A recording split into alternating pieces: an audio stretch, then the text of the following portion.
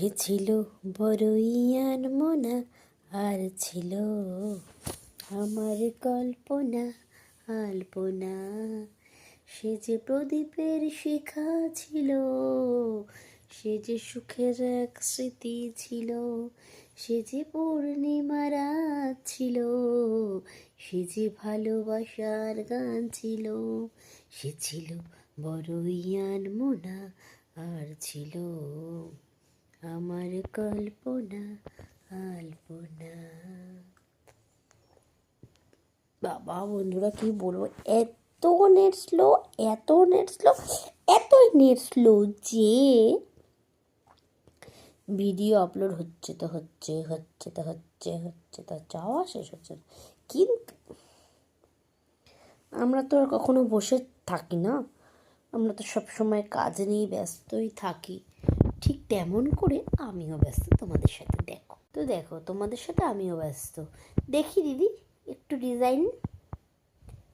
বাহ, দেখি আগে এটা ভালো করে দেখি, ওই দিকটা ভালো করে দেখি,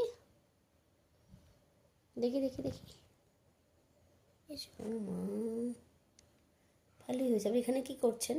এখানে ভরাট? না না, বাইরে ভরাট দেবেন না, ভালো লাগবে না। এখানে বেকার নষ্ট করবেন না, না না না, এটা এখানে ভরাট বাজে লাগবে। নেল পালিশ একদম বাজে লাগবে বাবা, দিস না।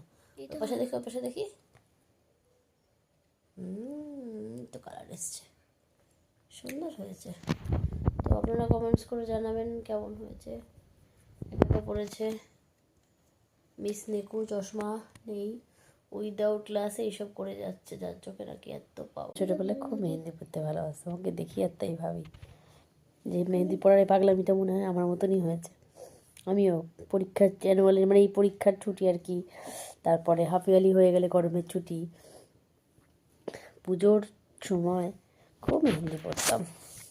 তো ঠিক আছে, ও পড়ুক, মেয়েরা তো সাজবে তাই না, এরপরে কত পড়াশোনার চাপ হয়ে যাবে, তখন আর এসব যদি এনেও দিই যে মা একটু মেহেন্দি পড় না, বলবে আমার এত পড়ার চাপ, সময় নেই, এই সারে পড়তে হবে, ওই সারে পড়া করতে হবে। তো আর কি বলবো, চলো, কিছু বলার নেই। আমাদের একজন পুনে এয়ারপোর্ট থেকে রায়পুর এয়ারপোর্ট এসে বসে আছেন। 9:15 ফ্লাইট ক্যান্সেল হয়ে 1:35 ফ্লাইট হয়েছে, বাড়ি আস্তে আস্তে 4টে। তো ঠিক আছে, চলো বন্ধুরা আসুক। আর আমরা তখন, আমার ডিনার হয়ে গেছে, মামার ডিনার হয়ে গেছে, এবং ওদের যেহেতু লেট ফ্লাইট, তো সব প্যাসেঞ্জারকে খেতে দিয়েছে, ডিনারটা ওরা প্রোভাইড করেছে। এটা উইদাউট চার্জেসের জন্য আলাদা করে চার্জেস লাগবে না। তো কি দিয়েছে বলো তো, দিয়েছে হচ্ছে